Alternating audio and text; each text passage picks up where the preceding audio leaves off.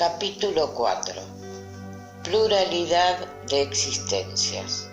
De la reencarnación, justicia de la reencarnación, encarnación en diferentes mundos, transmigración progresiva, suerte de los niños después de la muerte, sexos en los espíritus, parentesco, filiación, semejanzas físicas o morales, ideas innatas. De la reencarnación. 166. ¿Cómo puede acabar de purificarse el alma que no ha alcanzado la perfección durante la vida corporal? Sufriendo la prueba de una nueva existencia. ¿Cómo realiza el alma esta nueva existencia? Transformándose como espíritu. Es indudable que purificándose el alma sufre una transformación, pero para conseguirlo le es precisa la prueba de la vida corporal. ¿El alma tiene, pues, muchas existencias corporales? Sí, todos tenemos muchas existencias. Los que dicen lo contrario quieren teneros en la ignorancia en que ellos están. Su deseo no es otro. Parece resultar de este principio que el alma, después de abandonar el cuerpo, toma otro, es decir, que se reencarna en un mismo cuerpo. ¿Es así como debemos entenderlo? Evidentemente. 167. ¿Cuál es el objeto de la reencarnación? La expiación y mejoramiento progresivo de la humanidad. ¿Dónde estaría sin eso la justicia? 168. ¿Es limitado el número de las existencias corporales o bien se reencarna perpetuamente el espíritu?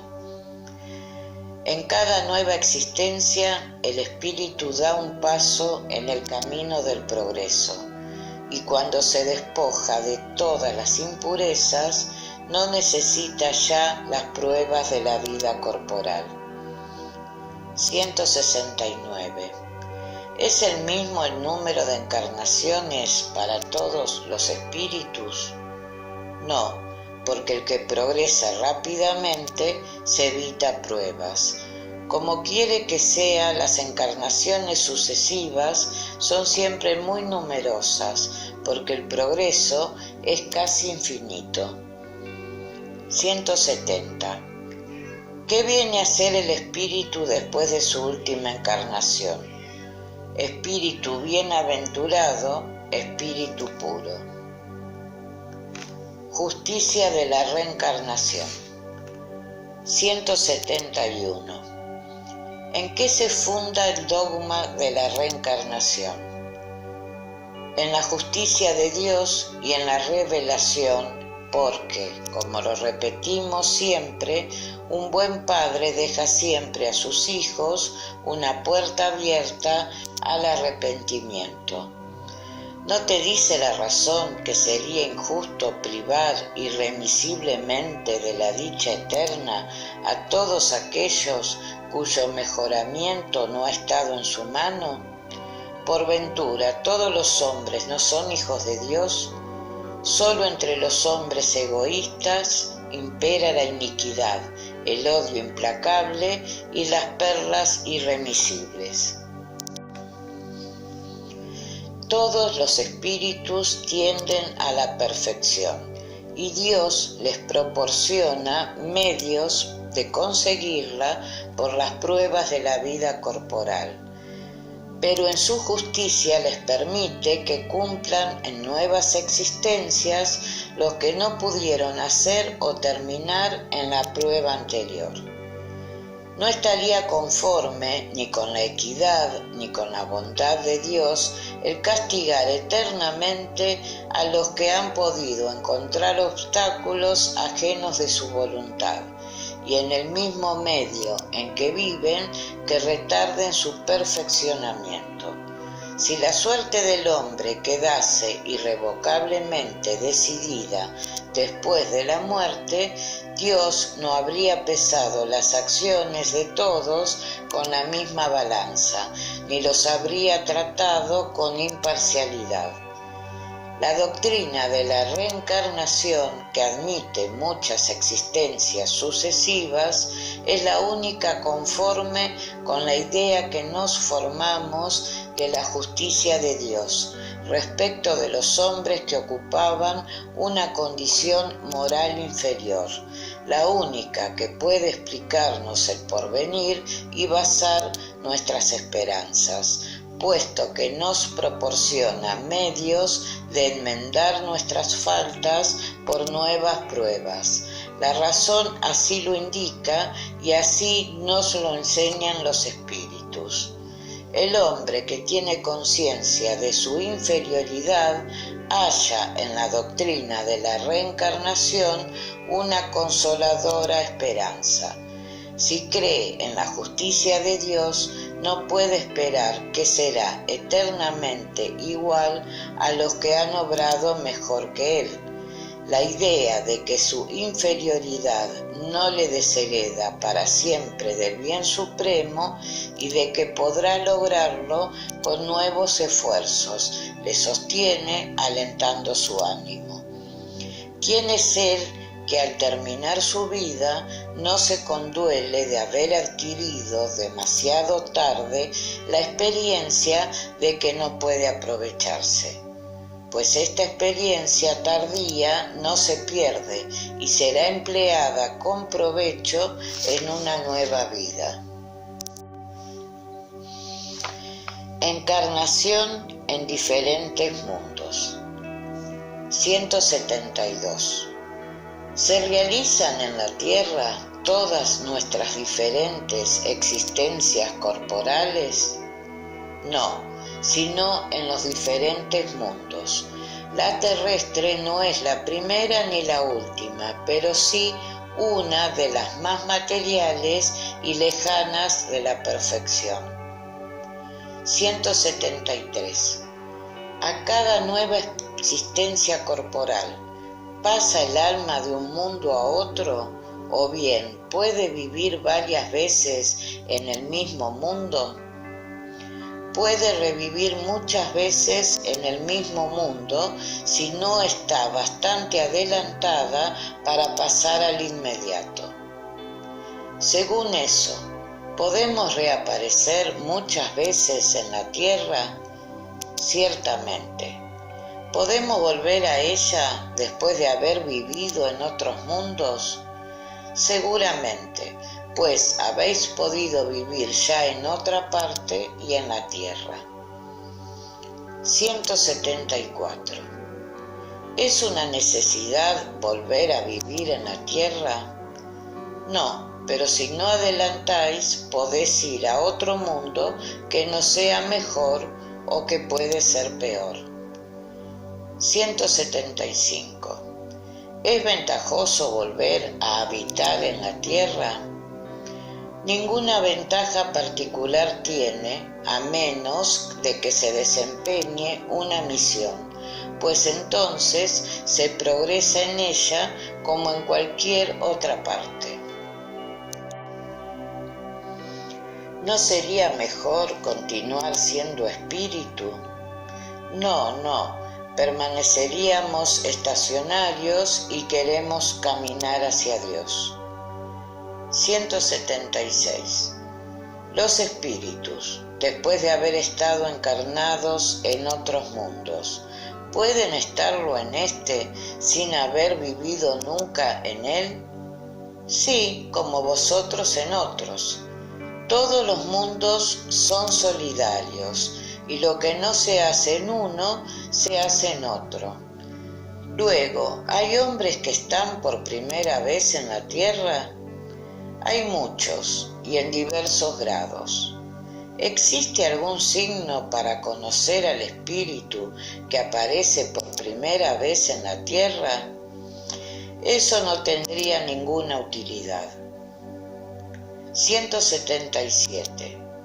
Para llegar a la perfección, y a la dicha suprema, objeto final de todos los hombres. ¿Debe pasar el espíritu por la serie de todos los mundos que existen en el universo? No, porque hay muchos mundos que ocupan el mismo grado y en los que nada nuevo aprendería el espíritu. ¿Cómo se explica, pues, la pluralidad de existencias en el mismo globo?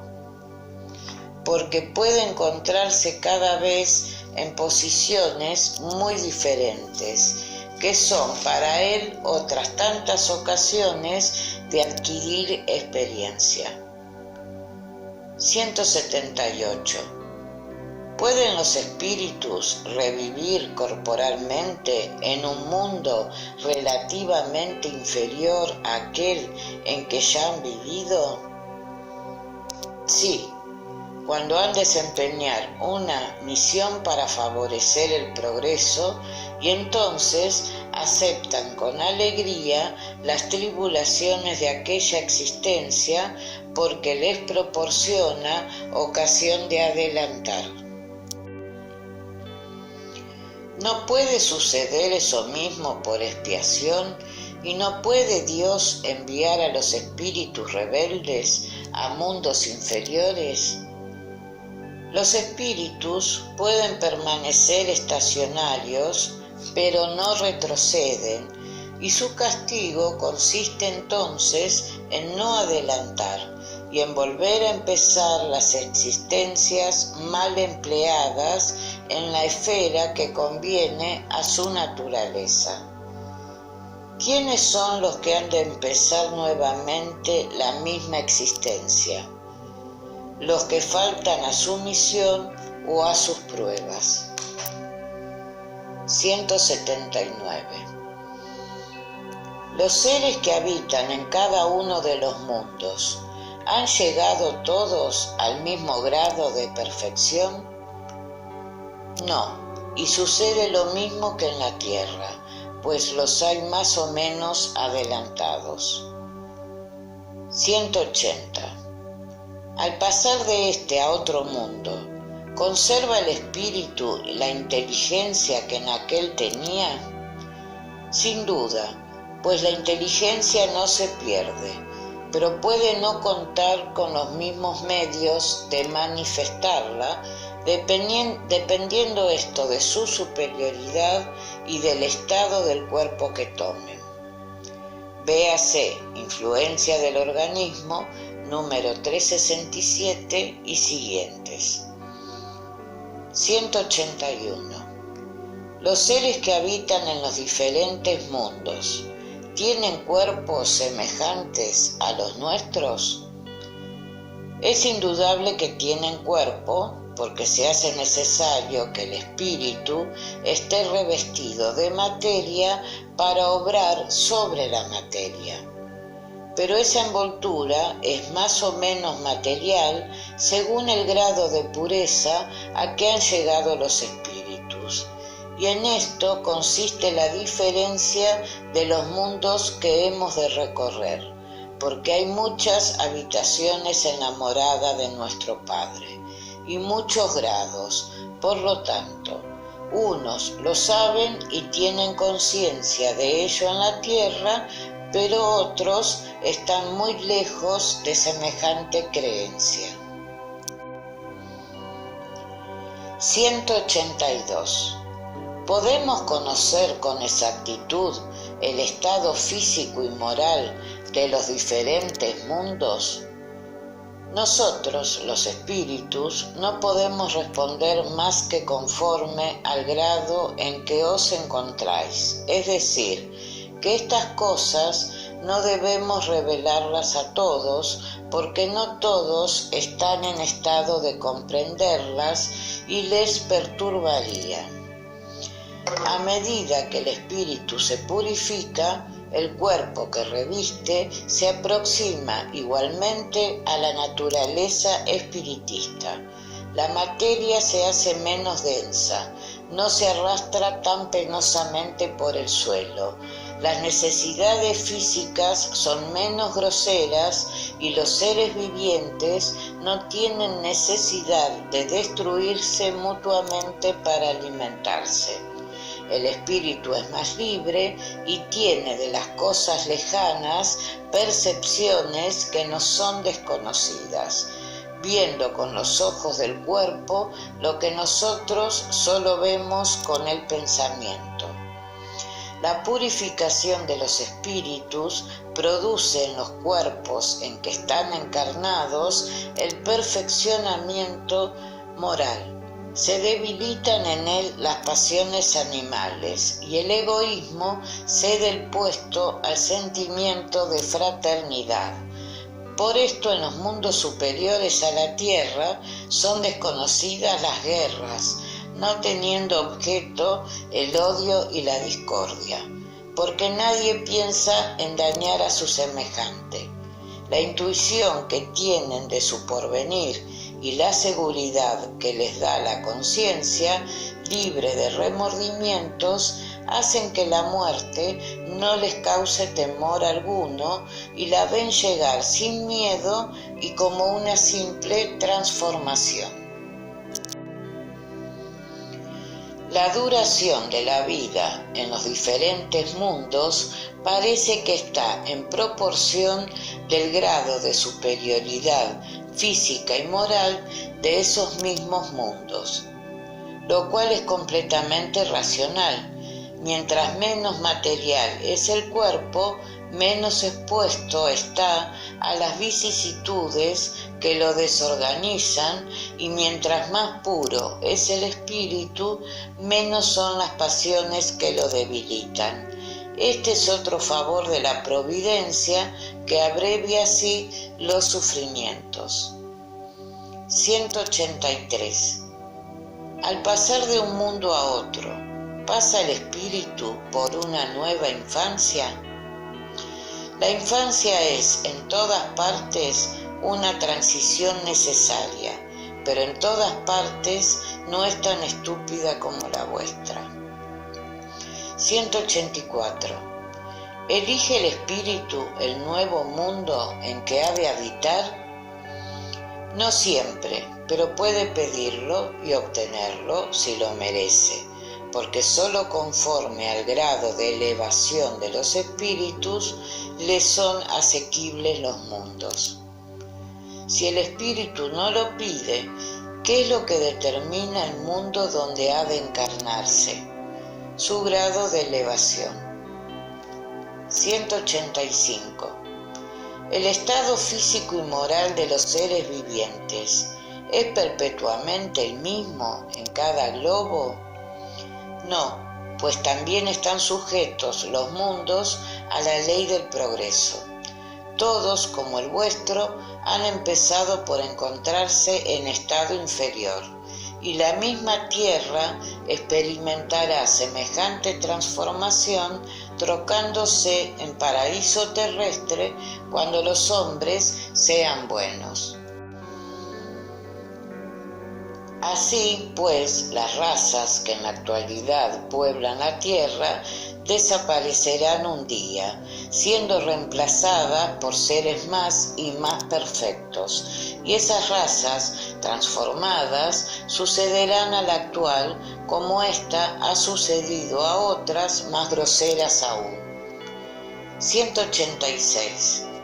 ¿Existen mundos en los cuales el espíritu, dejando de habitar en un cuerpo material, no tiene otra envoltura que el periespíritu?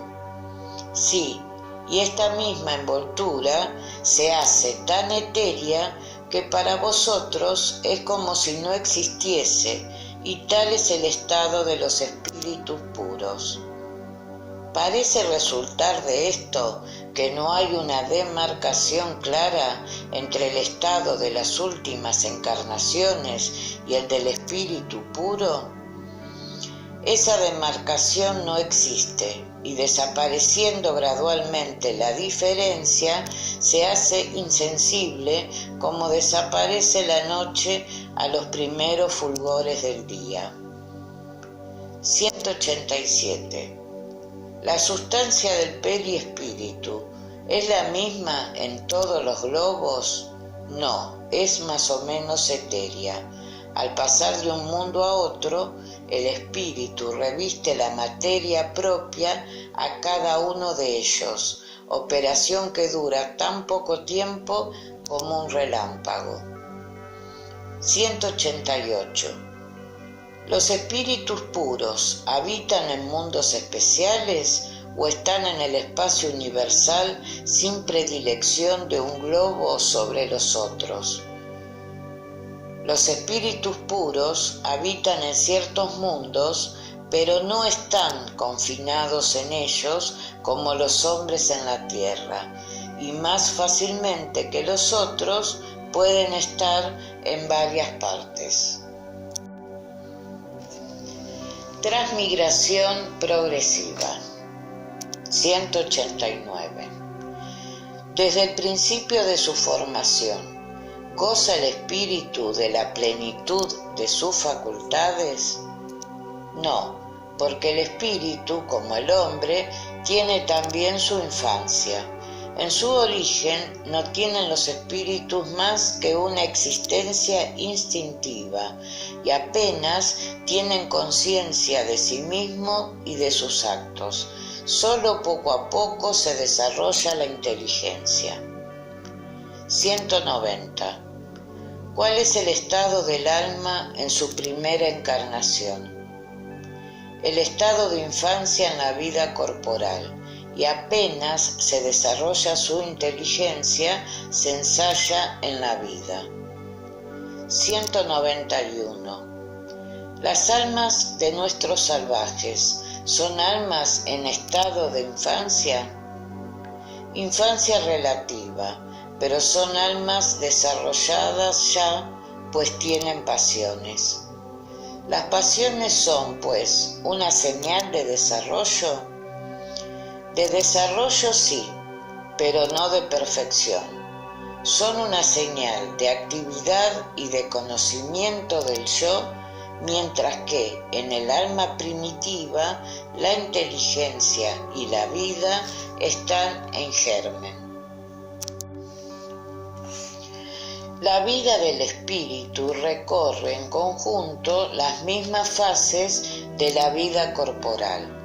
Pasa gradualmente del estado de embrión al de infancia para llegar por una serie de períodos al de adulto, que es el de la perfección, pero con la diferencia de que no tiene decaimiento y decrepitud como en la vida corporal, que su vida, que tiene principio, no tendrá fin, que necesita un tiempo inmenso a nuestro modo de ver para pasar de la infancia espiritista al desarrollo completo, y que realiza su progreso no en una sola esfera, sino pasando por diversos mundos.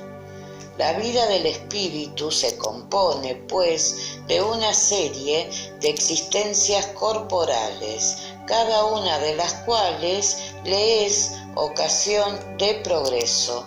Como cada existencia corporal se compone de una serie de días, en cada uno de los cuales acrecienta el hombre su experiencia e instrucción. Pero del mismo modo que en la vida del hombre hay días infructuosos, en la del espíritu hay existencias corporales que no producen resultado porque no ha sabido aprovecharlas. 192. ¿Se puede desde esta vida, observando una conducta perfecta, franquear todos los grados y llegar a ser espíritu puro sin pasar por otros intermediarios? No, porque lo que el hombre cree perfecto está muy lejos de la perfección, y hay cualidades que le son desconocidas y no puede comprender. Puede ser tan perfecto como lo permita su naturaleza terrestre, pero esta no es la perfección absoluta. Así como el niño, por mucha que sea su precocidad, ha de pasar por la juventud antes de llegar a la madurez. Así también el enfermo pasa por la convalescencia antes de recobrar toda la salud. Y además el espíritu ha de progresar en ciencia y moralidad. Y si solo en un sentido ha progresado, es preciso que progrese en el otro para llegar a lo alto de la escala. Pero mientras más adelante el hombre en la vida presente, menos largas y penosas son las pruebas siguientes. ¿Puede el hombre por lo menos asegurarse desde esta vida una existencia futura menos sobrecargada de amarguras? Sin duda que sí, pues puede abreviar la extensión y dificultades del camino. Solo el indolente se encuentra siempre en el mismo punto. 193. En sus nuevas existencias, ¿puede el hombre descender a más baja condición de la que ocupaba? Respecto de la posición social, sí, pero no considerado como espíritu. 194. ¿El alma de un hombre de bien puede en una nueva encarnación animar el cuerpo de un malvado? No, porque no puede degenerar. ¿El alma de un perverso puede llegar a ser la de un hombre de bien? Sí, si se arrepiente, y entonces la transformación es una recompensa. La marcha de los espíritus es progresiva y nunca retrógrada. Se elevan gradualmente en la jerarquía y no descienden de la altura a que han llegado. En sus diferentes existencias corporales pueden descender como hombres, pero no como espíritus. Así, el alma de un potentado de la tierra puede más tarde animar al más humilde artesano y viceversa, porque los rangos entre los hombres están con frecuencia en razón inversa de los sentimientos morales. Herodes era rey y Jesús carpintero. Según los espíritus, entre todos los globos que componen nuestro sistema planetario, la Tierra es uno de aquellos cuyos habitantes están menos adelantados física y moralmente. Marte es inferior y Júpiter mucho más superior en todos conceptos. El Sol no es un mundo habitado por seres corporales, sino un punto de reunión de los espíritus superiores que desde allí irradian por medio del pensamiento a los otros mundos que dirigen por mediación de espíritus menos elevados, con los cuales comunican merced al fluido universal. Como constitución física, el Sol es un foco de electricidad.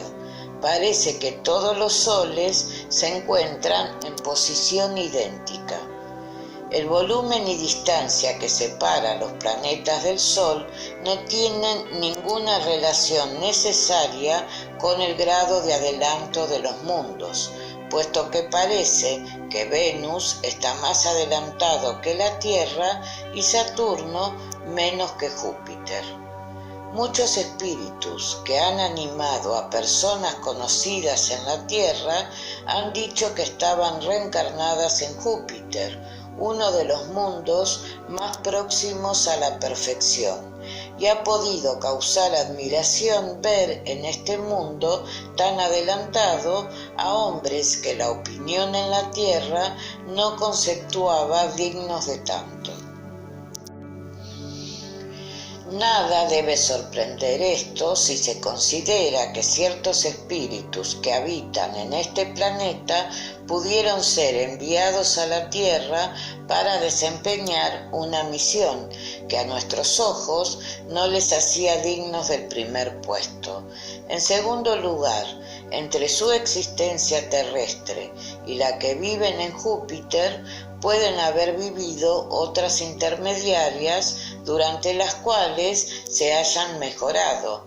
Y en tercer lugar, en este mundo, como en el nuestro, hay diferentes grados de desenvolvimiento entre los cuales puede haber la distancia que separa entre nosotros al salvaje del hombre civilizado.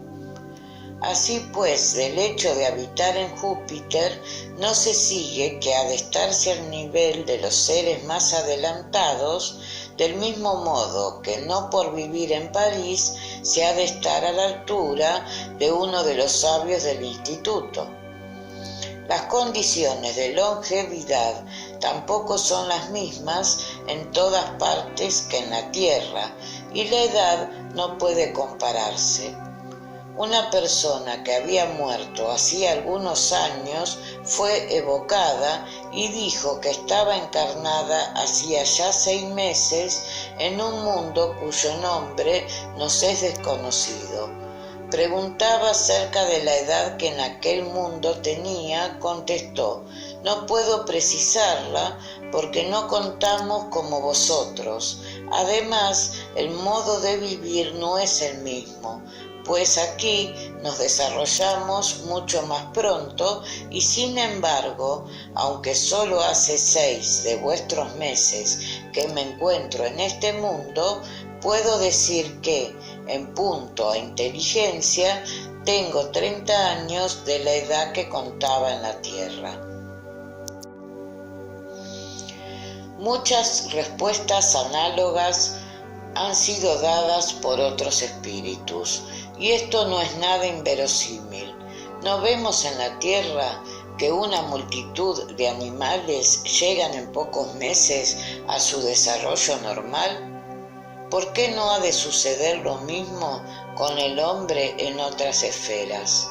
Obsérvese por otra parte que el desarrollo a que llega el hombre en la Tierra a la edad de 30 años no pasa quizás de ser una especie de infancia comparado con el que está llamado a alcanzar. Se necesita ser muy miope de inteligencia para tomarnos en todos por tipo de la creación, y se rebaja mucho a la divinidad creyendo que, fuera de nosotros, nada hay que le sea posible. 195.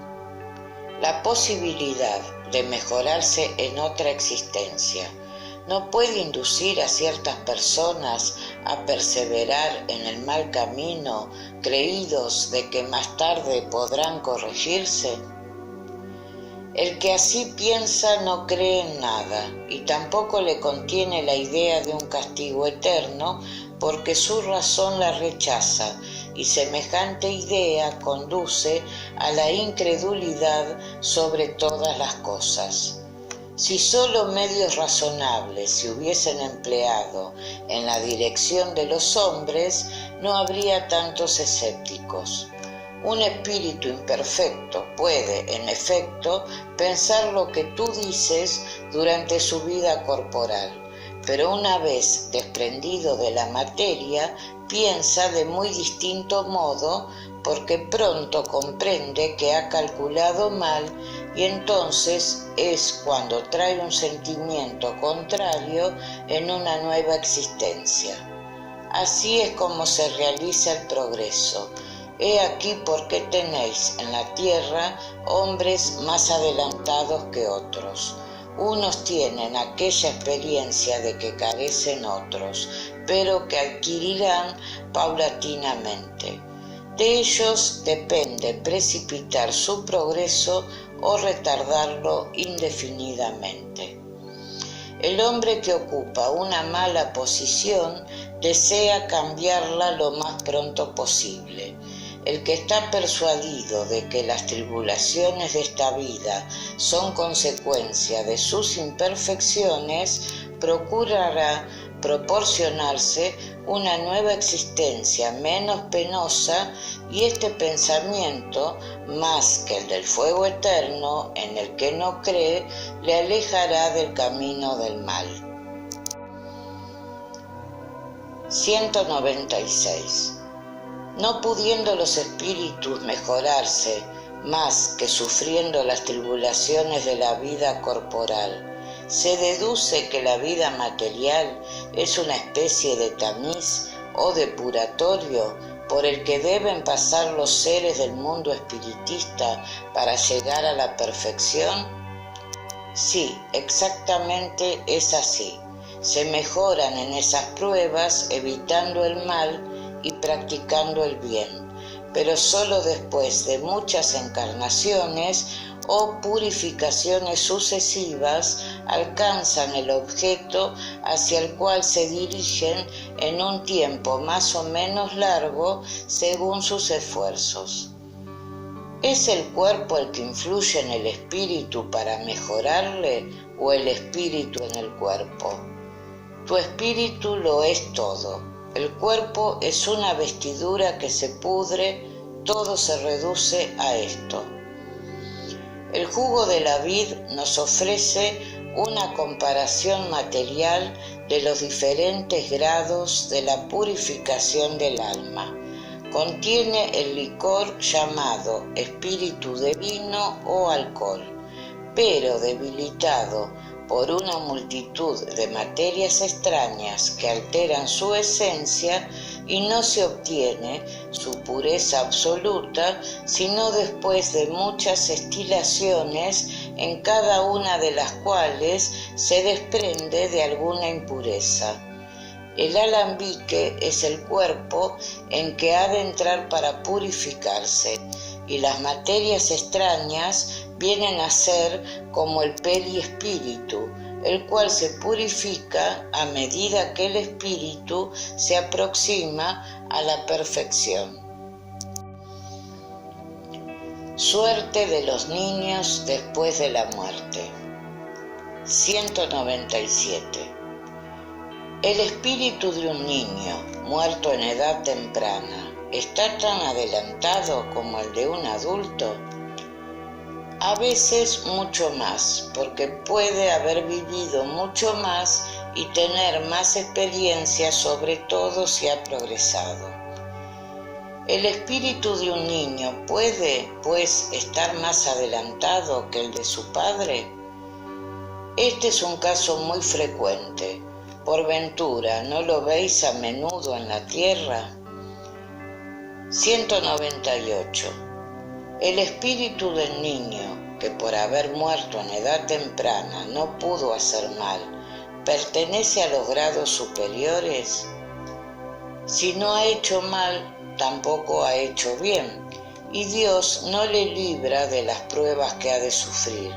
Si es puro, no depende de que fuera niño, sino de que estaba más adelantado.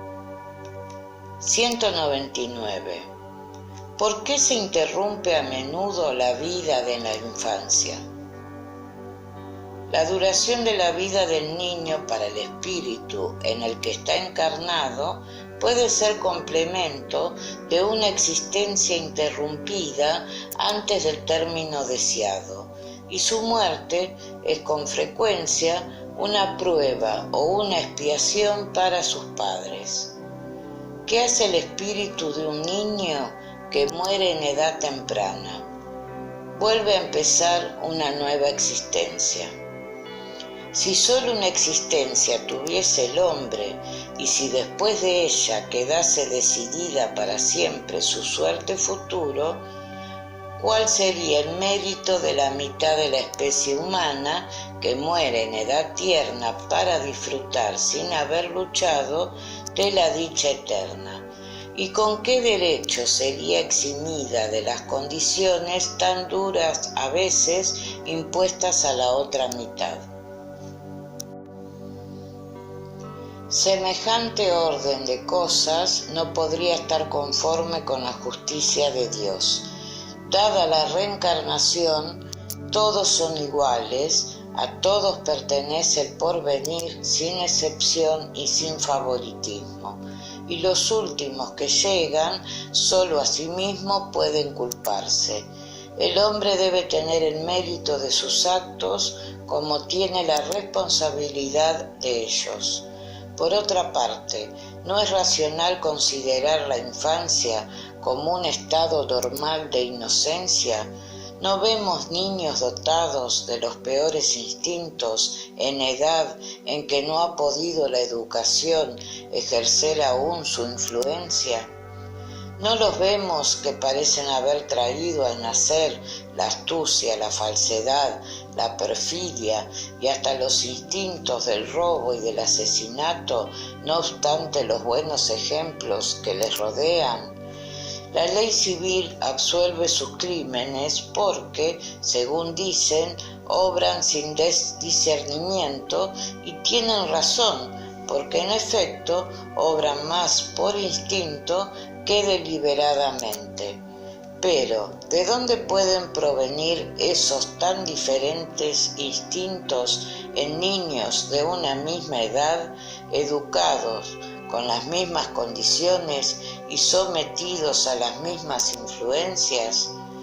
¿De dónde sino de la inferioridad del espíritu procede esa perversidad precoz, puesto que ninguna parte toma en ella la educación? Los que son viciosos lo son porque sus espíritus han progresado menos y sufren entonces las consecuencias, no de sus actos de niño, sino de los de sus existencias anteriores, y así una misma es la ley para todos y a todos alcanza la justicia de Dios. Sexos en los espíritus. 200. ¿Tienen sexos los espíritus? Como lo comprendéis vosotros, no, porque los sexos dependen del organismo. Existen entre ellos amor y simpatía, pero fundados en las semejanzas de sentimientos. 201. El espíritu que animó el cuerpo de un hombre, ¿puede en una nueva existencia animar el de una mujer y viceversa? Sí, unos mismos espíritus animan a los hombres y a las mujeres. 202. Cuando somos espíritus, ¿preferimos encarnarnos en el cuerpo de un hombre o de una mujer? Poco le importa al espíritu porque depende de las pruebas que ha de sufrir.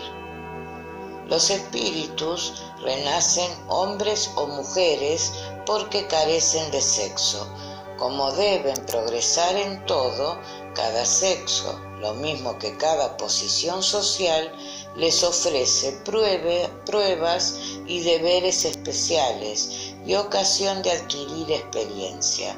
El que fuese siempre hombre no sabría más que lo que saben los hombres. Parentesco, filiación. 203. ¿Los padres transmiten a sus hijos una parte de su alma o se limitan a darles la vida animal, a la cual viene después una nueva alma a añadir la vida moral? Solamente la vida animal, porque el alma es indivisible. Un padre estúpido puede tener hijos de talento y viceversa. 204. Puesto que tenemos muchas existencias, ¿el parentesco se remonta a otras distintas de la actual? No puede suceder de otro modo. La sucesión de las existencias corporales establece entre los espíritus lazos que se remontan a vuestras anteriores existencias, y de ahí proceden con frecuencia las causas de simpatía entre vosotros y ciertos espíritus que os parecen extraños. 205. Según ciertas personas, parece que la doctrina de la reencarnación destruye los lazos de familia, haciéndolos remontar a otras existencias además de la actual. Los extiende pero no los destruye. Estando fundado el parentesco en afectos anteriores, los lazos que unen a los miembros de una misma familia son menos precarios. La reencarnación aumenta los deberes de fraternidad, porque en vuestro vecino o criado puede vivir un espíritu que ha estado ligado a vosotros por los lazos de la sangre. Disminuye, sin embargo, la importancia que algunos dan a su filiación, puesto que puede haberse tenido por padre a un espíritu que perteneció a otra raza o que vivió en muy distinta condición. Es verdad, pero esa importancia se funda en el orgullo, pues lo que la mayor parte honra en sus antepasados son los títulos, la jerarquía y la fortuna. Tal hay que se avergonzaría de descender de un zapatero honrado y se vanagloria de derivar de un gentil hombre calavera. Pero por más que digan o hagan, no evitarán que las cosas sean lo que son, porque Dios no ha dispuesto las leyes de la naturaleza con arreglo a su vanidad. 206. Es ridículo el culto de los antepasados porque no existe filiación entre los espíritus de los descendientes de una misma familia. Ciertamente que no, porque debemos considerarnos felices de pertenecer a una familia en la que se han encarnado espíritus elevados.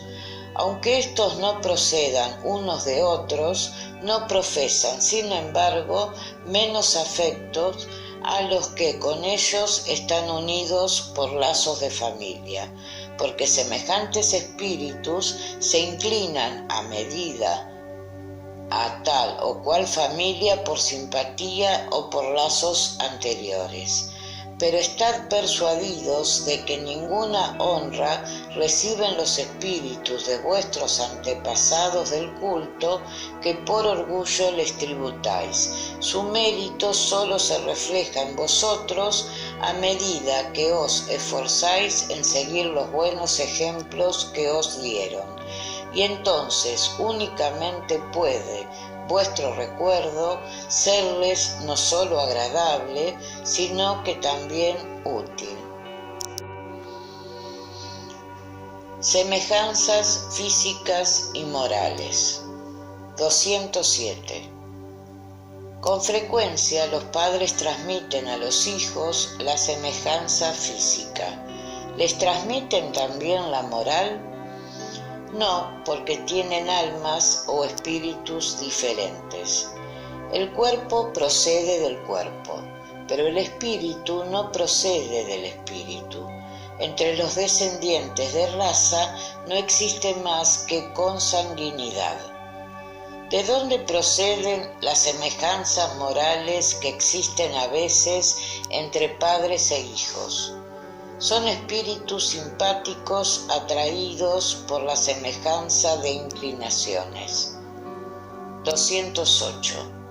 ¿No tiene influencia el espíritu de los padres en el del hijo después de haber nacido éste? La tiene y muy grande, pues, como dejamos dicho, los espíritus deben contribuir a su progreso recíproco. Pues bien, el espíritu de los padres tiene la misión de desarrollar, por medio de la educación, el de sus hijos, lo que les impone una tarea. Si falta en ella, se hace culpable. 209.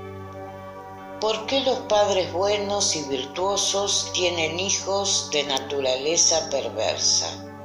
O, de otro modo, ¿por qué las buenas cualidades de los padres no atraen, sino en virtud de la simpatía, a un buen espíritu que anime el hijo. Un espíritu malo puede pedir buenos padres con la esperanza de que sus consejos le llevarán por mejor camino, y a menudo Dios se lo concede. 210. ¿Pueden los padres, con sus pensamientos y súplicas, atraer al cuerpo del hijo un espíritu bueno con preferencia a un espíritu malo? No, pero pueden mejorar el espíritu del hijo que han engendrado y que le ha sido confiado, y este es su deber.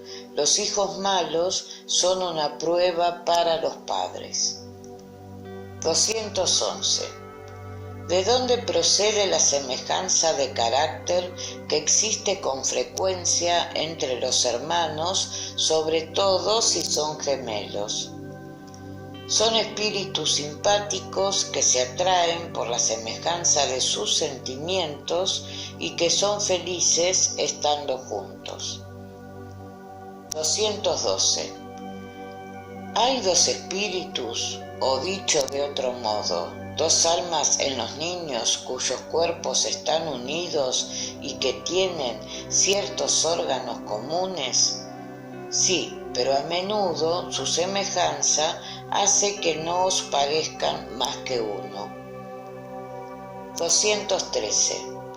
Puesto que los espíritus se encarnan por simpatía en los gemelos, ¿de dónde procede la aversión que a veces se notan entre estos? No es regla invariable la de que los gemelos tienen espíritus simpáticos, pues también los espíritus malos pueden querer luchar juntos en el teatro de la vida. 214.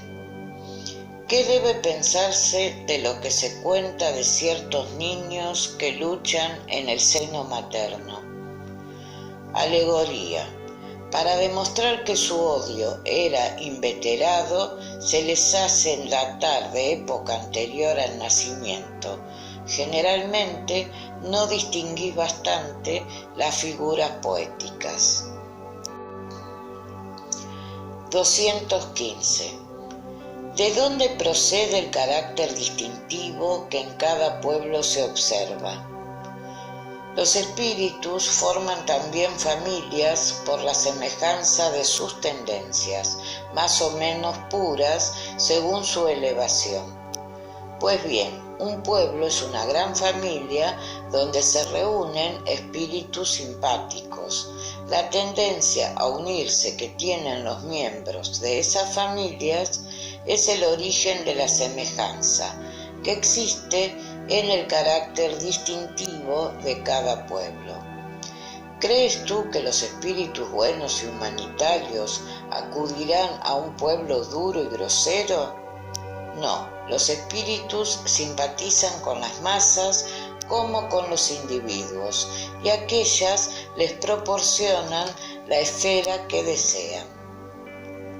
216.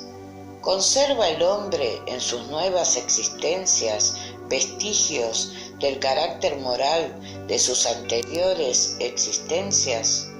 Sí, puede suceder así, pero mejorándose cambia. Puede también no ser la misma su posición social, y si de amo pasa a ser esclavo, sus gustos serán muy diferentes y trabajo tendrías en reconocerlo. Siendo él mismo el espíritu en las diversas encarnaciones, sus manifestaciones pueden tener de la una a la otra ciertas analogías modificadas, empero por las costumbres de su nueva posición, hasta que un perfeccionamiento notable cambia completamente su carácter, porque de orgulloso y malvado puede, si se arrepiente, trocarse en humilde y humano. 217. En sus diferentes encarnaciones, ¿Conserva el hombre vestigios del carácter físico de las existencias anteriores? El cuerpo se destruye y el nuevo ninguna relación tiene con el anterior. El espíritu se refleja, no obstante, en el cuerpo, y aunque es cierto que solo materia es el cuerpo, este, sin embargo, está modelado con arreglo a la capacidad del espíritu que le imprime cierto carácter, especialmente en la cara, por lo que se dice con exactitud que los ojos son el espejo del alma. Quiere esto decir que la cara particularmente refleja el alma, porque una persona excesivamente fea tiene, empero, algo que gusta cuando sirve de envoltura a un espíritu bueno, prudente y humano. Al paso que hay caras muy bonitas que nada dicen y que hasta inspiran repulsión. ¿Podrías creer que solo los cuerpos perfectos sirven de envoltura a espíritus perfectos, siendo así que cada día encuentras hombres de bien a pesar de su exterior deforme? Sin tener, pues, una semejanza pronunciada, la de gustos e inclinaciones puede dar lo que se llama aire de familia. No teniendo ninguna relación necesaria el cuerpo que reviste el alma en una nueva encarnación con el que ha abandonado, puesto que puede derivar de muy distinto origen, sería absurdo deducir una sucesión de existencias de un parecido que no pasa de ser fortuito.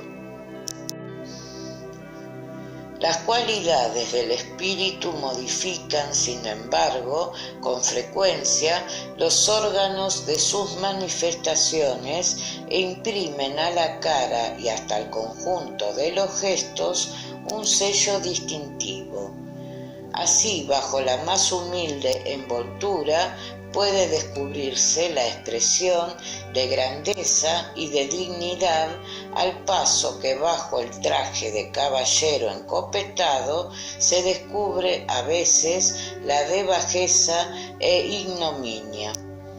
Ciertas personas procedentes de la más ínfima posición adquieren sin dificultad las costumbres y modales de la alta sociedad, y parece que en ella vuelven a encontrar su elemento, mientras otras, a pesar de su nacimiento y educación, están siempre en ella como fuera de su centro.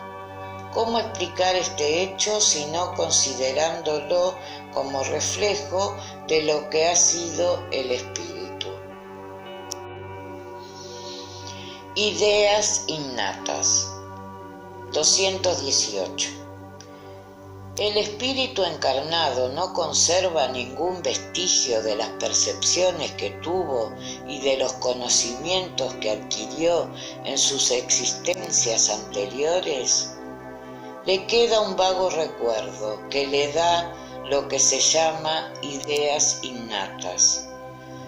La teoría de las ideas innatas no es, pues, una quimera. No, puesto que los conocimientos adquiridos en cada existencia no se pierden. El espíritu desprendido de la materia los recuerda siempre. Durante la encarnación puede olvidarlos parcial y momentáneamente, pero la intuición que de ellos conserva le ayuda en su progreso, sin lo cual tendría que volver a empezar siempre. En cada nueva existencia, el espíritu toma por punto de partida aquel a que había llegado en la existencia precedente.